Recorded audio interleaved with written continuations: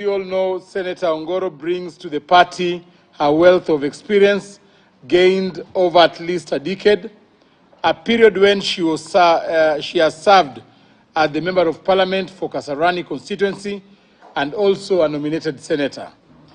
She is an accomplished and astute politician, schooled in the brand fire politics of Nairobi City, a mass mobilizer, and a streetwise and battle-hardened character, attributes that bond well with our strategic Marshall Plan to clinch this city from the grips of our opponents. We have joined UDA party without coercion, without bribery, without anybody promising us anything, for we believe that the administration of UDA and the UDA party is the party for the country Kenya at such a time as this. Vile Mamongoro to join atafanya juu chini vile SG wetu UDA amesema atakuwa kiongozi na atatusaidia ili watu wawe pamoja. I am a member of ODM and ODM is my party. The people accusing me of issues in this particular party are junior members with a very bad record of having defected more than once from this party. I can see a mischief whereby the honorable members who are in this case are trying to stage or lay a ground to further these conversations beyond the committee. Some politically and some what I'll call concorded legal means to be able to go outside the committee. Haki ya watu kukungamana. Katiba iko juu kushinda mtu yoyote hapa Kenya. Wacha Mkenya apewe haki yake. Serikali ilifanya makosa ukiuka sheria iliyoko katika mujibu wa katiba. Vuja maandamano ambayo yalikuwa hayana fujo, ambayo hayalikuwa watu wanaandamana bila silaha. So next time when you are arresting, make sure that you have your facts right. For this one, the 3 days people have spent in incarceration and lawful. All right, those are the latest developments as far as going with the soapbox is concerned, just getting views. You can see movement also from ODM to Kenya Kwanza, Elizabeth Ongoro as well, being welcomed by the Secretary General and the retinue of other officials from UDA as well. And also on the arrest that's ongoing right now, where people are really raising accusatory fingers to the government, the arrests that are ongoing and they are not arraigned in courts, and also taken beyond even the 24 hours as it were. I'm also getting a text from Dan Mazo that, yeah, he cannot make it because he has to go for a court session this morning. So one of our panelists is down because of the latest development. Owen Baya, I had said earlier, it's good. He's going to make money. He's a lawyer. He's going to represent people. No, he's going to present himself in court because now, at least to get some insulation from the arrest as well. It's called the anticipatory reward. Good to see you though. Good morning. Morning. Yes. So I just wanted to get also your sentiments on this as well, latest development as well. You can don't tell forget us my formula. Yeah. Well, I'm not forgetting your formula. We'll come to your formula, but let's just let him also just weigh in and see the latest development also from the interview that we had from Uhuru Kenyatta, just expressing frustration with the current regime, and he says, power is transient, it's very temporal, and you're not, backed at the end of the day into the system forever. Things will change. And people are saying, we had also legislators, some of them saying, now it was your side, but now you are on the other side of the coin. So you bear the brunt of the heat from the government. I want to say this. I am happy that Uhuru Kenyatta is saying that power is transient, and I wish the former president had known better then, because he should have known that power is transient when he was in power. Because if he was that wise that particular time, he would not have taken the country on the path that he did. On a path that he knew very well that this was a path of destruction. And he took the country on that path. He was the omnipresent. The way he treated us when we were in Parliament. The omnipresent. Yes, the way he treated us when we were in Parliament. He cannot be the omnipresent. You know. No, I don't allow you to tell you that he's omnipresent. Only God should be given that. Yes. Yes, the way he treated us in Parliament, the way he pushed certain laws in Parliament. And my brother here will tell you, the security laws. Remember the security laws that were passed through, down our throats, the security laws. It was during his time. He did that. It was during his time that the political parties bill, which Kenyans refused, was passed during his time. It was also during his time that the 16% VAT was first introduced. It was during his time. The 16% VAT on fuel was introduced during Uhuru Kenyatta's time. And these are facts. So today, when he says the kind of things that he's saying, I just wished he knew then that power is transient. But now, I want to go... clarify that 16% didn't see the light of day. No. Yeah, because it was 4 to 8%. So if you leave it at 16%, yes, Kenyans will still but the idea of 16%... And how it came to 8. The idea of 16% VAT is not a William Ruto Kenya Kwanza idea. It was an Uhuru Kenyatta and Raila Odinga's idea. I was called to Orange House. He was there. And we were convinced by none other than Raila Odinga that we have to help the president have revenue to run the country. And one of the things was that we needed to push the 16% VAT. And that is a fact. Let me finish. Let me finish. Okay, let him finish. Just let him finish. Let me finish. Let me finish. You have to. Let me finish. Then, this matter came to Parliament. And when it came to Parliament, there was actually war. You remember when the first time taxes on mobile phones were introduced, on airtime were introduced, then there was the 16% VAT. Even the housing levy was introduced that time. And an increase on NHIF and NSSF, they came in that bill. Now, Parliament at that time stood firm and said no. But Uhuru Kenyatta said, no, it has to pass. So what happened?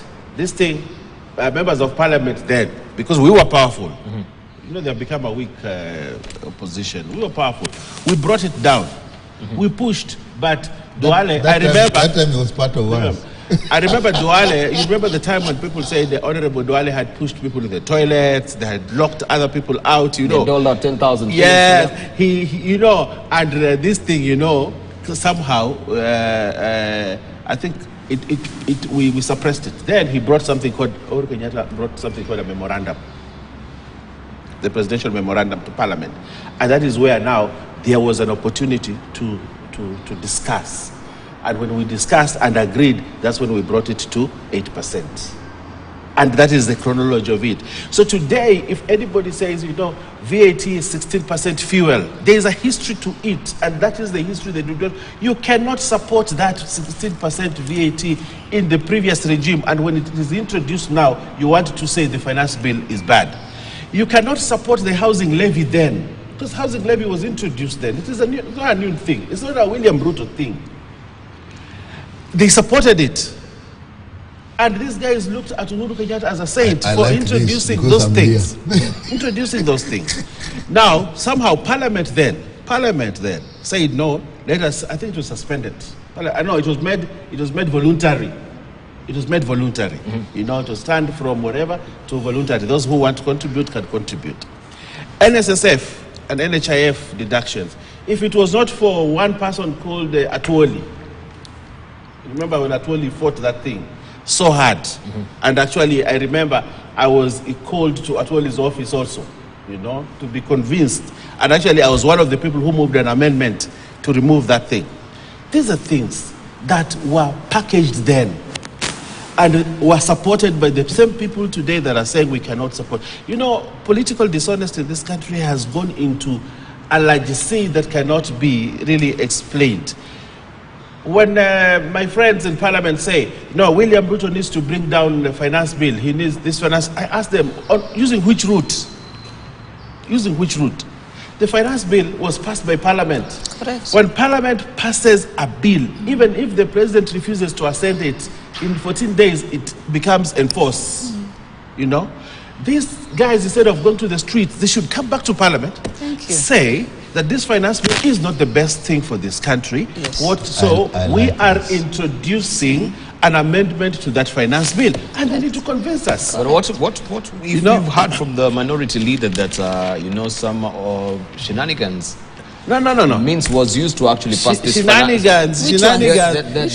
There was bribery. No, from his own mouth. From his own mouth, that some of the legislators were bribed to actually pass this. It is untrue. And I want it to be on record. People voted. But it's coming from your legislator. I want to ask you a question. I just want to ask a question. Esther Passaris is a very honorable member. Okay, Esther Passaris, honorable person who will not be swayed by 100,000, 200,000, 300,000, 400,000. She voted. Yes. Adan Kainan voted. Yes. You know, Farah Mohammed voted. These are not people you will bribe. These are people who voted with their conscience on top. You know, and this thing of people saying, people were bribed, that is neither here nor there. People were convinced by that finance bill. You cannot pass a budget and say we are going to increase CDF by 5%. We are going to do this. And they say, yes, that is what we want. And budget passes. Okay. And when the budget passes, we say we want to finance that budget. Thank you. How do we finance that budget? We will finance it through a finance act. Okay, you come and tell me, don't pass the finance act. All right, can I just, allow me to butt in just a little bit. So what really happens when we have the majority whip who is making this pronouncement? And this is like taking like a party position. Because now, since he's at the apex like you are, yes, who questions such a statement that is made? Because we take it seriously like it's a party's position. And if it be a party position, this is what really happened also in Parliament. I want to state it here. Was there any bribery? Not in a political rally and not anywhere at national television. UDA, Kenya Kwanza, never bribes MPs for anything to pass in Parliament. Every member of Parliament has a conscience. Every member of Parliament is convinced and can vote the way his conscience says he should vote. All right. But I want to put it on record. UDA, Kenya Kwanza, never bribed anybody to pass the finance bill. We never did that. All right. So just a moment.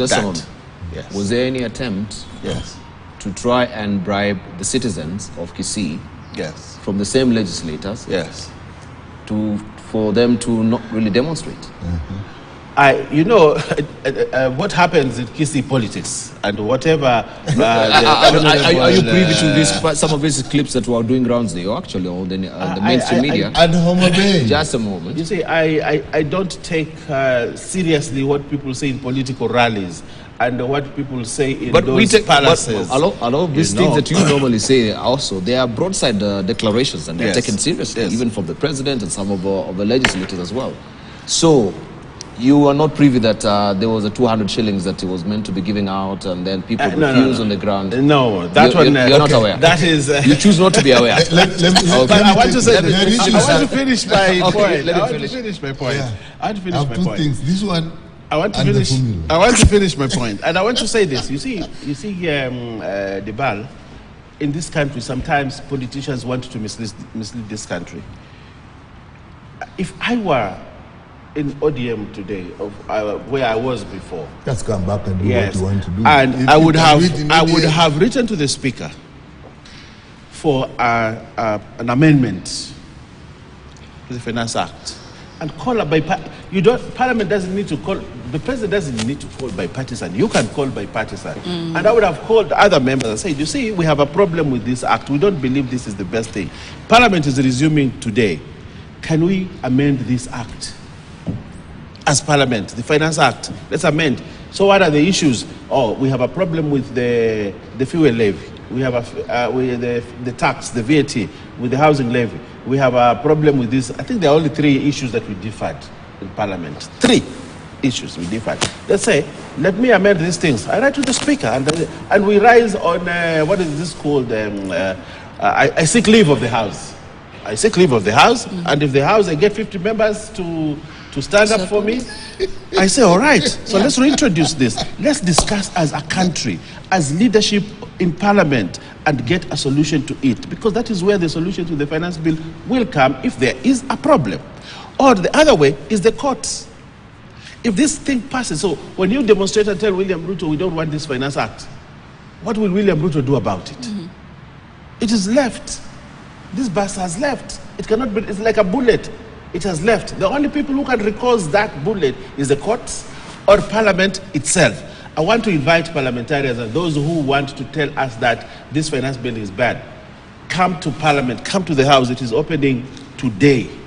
Bring amendments. Right. The last thing in this age of artificial intelligence, we have the guided bullets as well. Let me take you can always Can I tell tell you? I like this. Let's say from I like this. He's giving us subtle information. Yes. And I think demonstrations have worked. Honorable Baya would have never said a thing like that. That we sit down and revise the finance. I'm saying no, if he's saying if that is what you want to he's do. giving a solution. He's giving Yeah, you a he's giving us a solution. solution. Yeah. I love the For the solution. betterment of this Yeah. country. Then I love it. Yes. When both of them are saying that is a good solution for the betterment of this country, Yes. I'm taking it. Yeah. But I want to say something that must also come with it. There must have been, for him to say that,